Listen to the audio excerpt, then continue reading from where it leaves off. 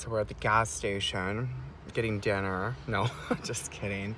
We're doing date night tonight, which is so great that Nate and I are committing to that again. We did that, we've done that a lot and kind of let the ball drop a little bit. So we're doing that again. I think it's so important to like show up, you know, for your partner and relationship, make time, make quality time to just love each other and listen, no distractions. This is my last distraction video before we have dinner, and yeah. First time for everything. Coco, come on, Coco. Coco, come here.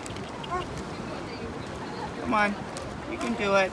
You can do it. You can do it. Yes, you can. Yes, you can. Who's it, Coco? You know, sometimes it's okay to give up just for today. So if you're really stressed and you're really wanting things to look a certain way and you're feeling that pressure and that overwhelm, there is nothing wrong with giving up just for today. Because if you do that, what happens is you learn to surrender and you learn to be a little bit more open and receptive to possibly things looking a little differently. And I know for me, when I'm really attached to something, like an outcome or a goal, or things have to look like this or else, that we put unnecessary pressure on ourselves. And a lot of times you hear people say, don't quit. Well, you can quit just for today, because if you just quit for today, you say mentally, psychologically, I had enough, I am done. And I'm not going to think about this. I'm not going to do anything about this with this. And I'm just going to quit today. I'm going to completely do something else that's different. What happens is you change the energy and you become a little bit more conscious and open and aware of what's possible instead of things having to look a certain way. I know for me, a few years ago in 2015, I thought I was on this life path of becoming eventually a minister, and I went as high as you could before going to ministerial school, and I was thinking of going to ministerial school, and I really thought that was my life path and God's work and all this stuff. And then I got really depressed. I started to feel nauseous and sick teaching the classes and stuff. It just wasn't like in alignment with me, and I was really confused because I just spent, you know, like 4 years and a lot of money trying to, you know, pursue this kind of, you know, spiritual kind of career path. And I got very depressed and suicidal, and huge depression came over. I got that suicidal depression that came back just like I was when I was a drug addict, and what drove that addiction. And I'm grateful for it now because it deepened me, because I suffered so much and I suffered consciously through that time. And what it taught me was that I was holding on to too much shit. I had too many goals, too much expectation on myself, too much pressure. And I was so rigid and just completely consumed by this external sense of success and this external look of what success would look like.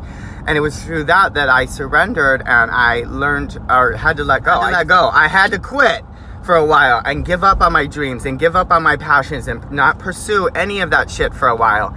And what came out of that eventually, not right away, not overnight, that's not how this works, honey. Things take time to mature and to germinate. And so just like you plant those seeds, honey, you ain't gonna harvest your corn in a week, okay? Your book ain't gonna be published in a week. Your blog, your business is not gonna be successful in a week. And just because we can learn information and know something in 30 seconds today doesn't mean that we're gonna master it in 30 minutes. And I think that's the biggest problem I see when I'm coaching with people, is they just put too much pressure on themselves. So when that happened to me, it was the most beautiful thing that could have ever happened, because then after that darkness came the light, and the light was, girl, you're fine. Like, I don't need to be doing anything that doesn't feel right for me. And what happened was I was then guided and supported by this, call it whatever you want, higher power, energy, love, God, Jesus Christ, it doesn't really matter. But I believe when we surrender, we get a sense of grace that comes into our life.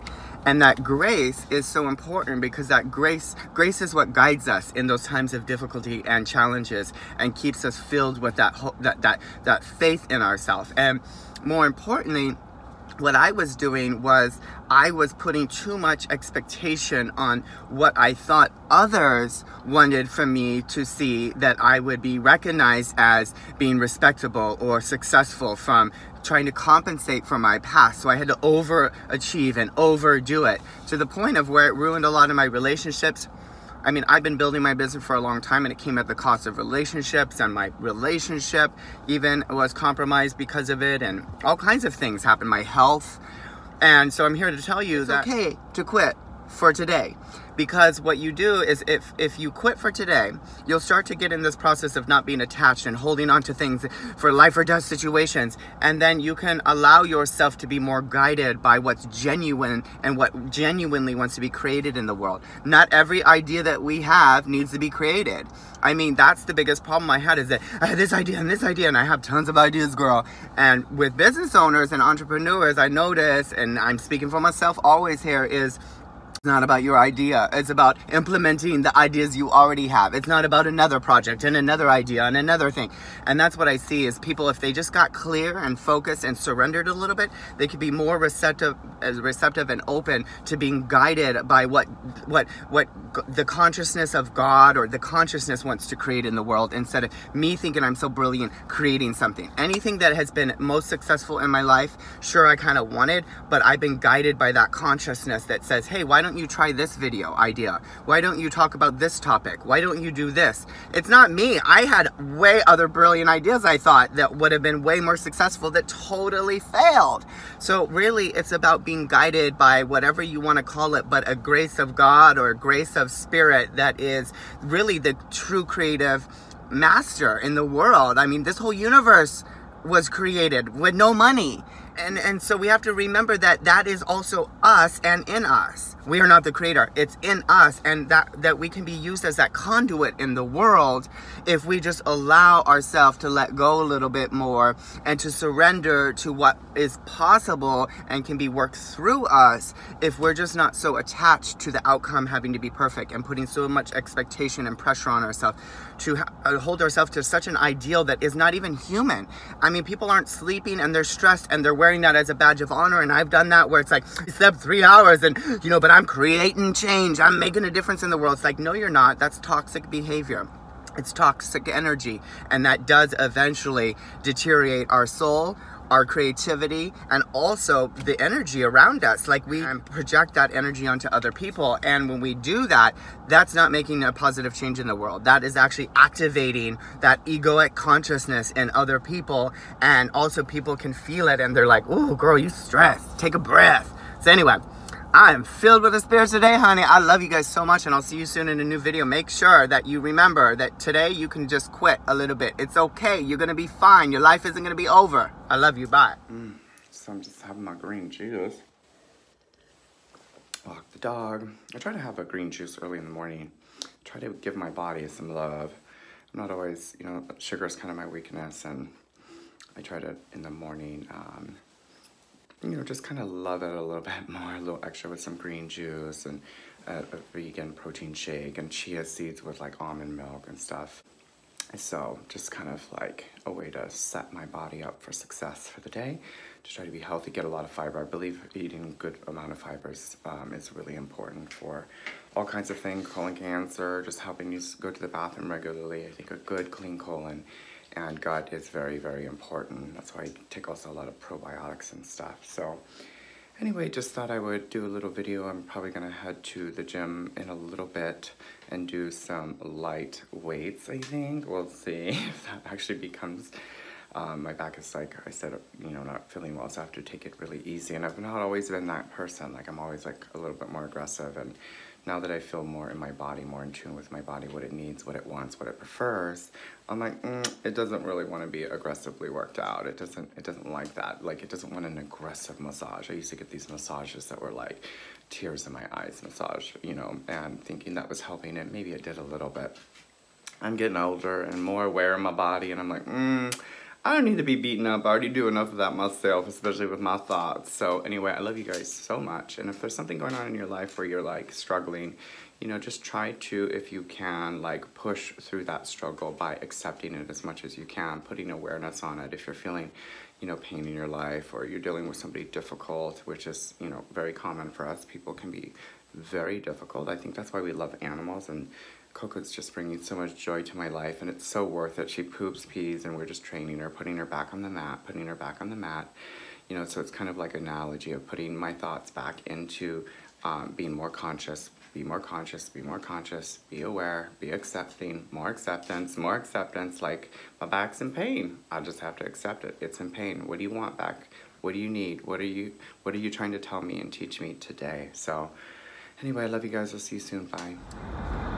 Well, hello guys. I am just driving and thought I would just check in with you. I am sleeping so much better and I'm feeling so much happier. A little sleep and a snack makes me just very pleasant to be around. But anyway, thank you guys for all the love, and you guys are just so amazing with your wanting to help me and tips and all the suggestions you had about, you know, what tips you had for like sleeping and stuff. And I just love that. You know, it's always how you want to look at it. Like, sometimes I look at things like, yeah, I've already done that, or I could look at it like, oh, how sweet. You know, they just want to be supportive, they want to be helpful. And so anyway, I'm going to meet my friend Lisa, who is a dear friend of mine, and she became a client of mine when I was a long time ago in like 2009, and we just had like that instant connection and feeling towards each other. And you know, I always believe that people come in your life at the right time and for the right reasons, and also that, you know, not to push the river with some of our creative outlets and processes. Like, I've been trying to create something with her for many years, and we kind of got into business together a little bit in 2012 with something that was a home-based business, and I'm telling you, that didn't work out. I feel like some home-based businesses, like, it can ruin friendships, and it has ruined some of mine. And I might do a video on that if you guys want to hear more about like multi-level marketing, direct sales, whatever name they're calling it this week, about the good and the bad, because there's good and bad with everything. Wouldn't you agree? I don't know about you, but I always go to those events, and I was involved with multi-level marketing when I was young with my mom, and she did Tupperware, and she did Amway, and she did all of them, and then I did them. And I mean, they're so enticing. They really make you feel like, you know, this is that one thing. This is going to be it. This is going to be it. And honestly, you know, in my experience, I can't speak for anyone else, and I know a lot of people that have great success with it and have changed their life, and that's amazing, and I love that. And, you know, try to see the good and the bad and the positive in no matter what out of as much as I can. But here's the thing, you know, after doing probably 12 of them, I think I have something to share. This is the thing, you know, first of all, the one thing they always tell you is, so-and-so is a millionaire working part-time, blah, blah, blah. Girl, who do you know in your life, or who do you know in the world who is a millionaire that's working part-time? That's the first thing I gotta say. That's bullshit, okay? I don't know any millionaire that's working part-time. They are working overtime, overtime, overtime. So all this kind of bull crap about, I know that's how they market it. See, it's like, oh, it's just part-time, and you know, you could just do this when you are nursing your kid and all that stuff. And that may be true for some people, but for a very limited amount of people. And I see more people burned by that because they have faith and hope in this opportunity for a home-based business. And the truth is, it's probably not going to work out for most people. I know that seems harsh, and yes, I know some people have gotten great success with these companies, and that's wonderful and good for you. But I always want to talk about the truth, and I think that a lot of times they hide behind this illusion of success, and they don't tell you everything. They should. And the first thing they need to tell you is that you're not going to work part-time. You're going to work full-time. If you're really going to do this so that you are successful, it is not going to be a part-time gig. And the last company I was in, I'm not going to mention names, but I really did think I found the one. Right? It's always like that. Like, it's the company. They have integrity. They're honest. The people are nice. Your friends are involved. It's always like that. Always like that. Your friend usually gets you involved. You trust your friend. That's how they use you to bring you in. And then you talk to their upline. Their upline promises all this stuff. How much money you're going to make. How few hours you're going to work. All this stuff. And it's all the marketing that goes into this process. And I do believe that the system could, if given the right people and intentions, could be successful. But honey, I was with the one, the company, with the biggest leader in the industry who was legit. And now he's going under. He's being investigated for fraud. He's being sued by many people, including the manufacturer of his company. Does it mean the product is bad? No. Does it mean the product is life-changing? No. Does it mean that you're gonna make the money that they're promising you? Probably not. And here's why. Let me tell you. The first thing you need to know is that the people at the top are making the most money, and you already know that. But They're your best friend when you're making the money, and I made a lot of money in one of the companies. It depends on what you consider a lot of money. But for me at the time, in 2012, I was growing my business, and they said, oh, you're working hour per hour, you're working on one-on-one on people. That's not how you create sustainable wealth. And to some degree, that's correct, but it depends on what you consider wealth. So for some people, wealth is being able to have the weekend off. For some people, wealth is making a certain amount of money. So for some people, wealth is retiring early. For some people, wealth is passive income. For some people, having wealth is, it just depends on your perspective. It depends on your beliefs. So using a general statement of what wealth is kind of a blanket statement, and it's also BS because it's subjective to each person. Anyhow, I know I'm going on and on, but so I am meeting my friend Lisa today. And I love Lisa. She's a dear friend of mine, and we've been talking about creating an extension of my brand with her, and we've done several events, and they've been very successful. She's very successful, and she's just dialed in. She is a mamapreneur, got 3 kids, raising her kids, traveling, working, hustling, making it happen. She's always been in sales. And I'm sharing this with you today because a lot of us believe that we think that what we want and the things that we want and the goals and the visions that we have for our life should happen overnight. That they should just kind of, pop up into our life, and that they should happen overnight. I'm here to tell you that if you really have something that's authentic, that's really genuine, that is a true sense of calling to yourself, it doesn't mean you're going to be successful. Okay? I know that sounds harsh, and I know everybody tells you to keep believing in your dreams and keep going for your thing, and you believe in that, and yes, that's great. It's good to have a positive attitude. It's good to feel hopeful, but I have seen more people burned by believing in their dreams, going and chasing their dreams, and killing themselves, ruining their families, getting a divorce, going bankrupt, because they are so attached to the outcome and how it needs to look. And one of the best things I ever did back in 2015, which came after a huge depression, I was suicidal. I have this probably happen once a year. Like clockwork, I go through this kind of depression. It's part of my creative process. I go really down so that I can go back up. It's like just who I am in the world. I have had to accept that and learn that that's just a part of my dynamic ability to be very expansive with my emotions and my life experience, that I'm not just a Pollyanna person, and I love those people, but that just ain't me. I am positive, but I also go to the darkest deeps of hell to get to more clarity in my life and to become more conscious in my life, because my ego, girl, is so big. My ego has its own zip code, honey. My ego has an ego. I mean, that's the truth, and I'm willing to admit that. But in 2015, I thought I was going to be a minister, and I was on track for that, and I was a practitioner, a spiritual practitioner under a minister and all this stuff, and I thought that was the way that God was guiding me. And then come to find out don't worry, I am driving and looking at the road here, just so you guys know, and come to find out that's not the plan that my higher power had for me.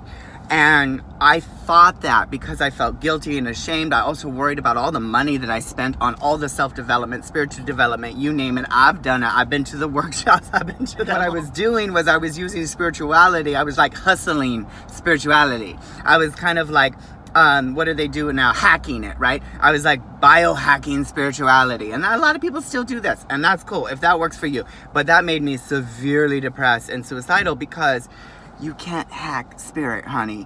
Spirit is spirit, and prosperity is prosperity. This whole universe was created without a dollar, okay? So if you think like the universe is your cash machine, then you're gonna have the polar opposite of that experience, where if it's your cash machine, then it's also gonna bankrupt you, because those are two different experiences in the world, and those are very possible for any people, depending on what you do. And it's not always about you attracting it and manifesting it. Sometimes, maybe, I don't know, but like telling people that they manifested their bankruptcy, or they manifested their cancer, and it's not very caring, it's not very conscious, and it's not very realistic, because we don't know why people and why some people fail and they do everything right. I've seen people fail and they had every reason to succeed. They were smarter than me, they were more connected than me, they had the right resources, the money, the opportunity, the looks, all of it, and they fail.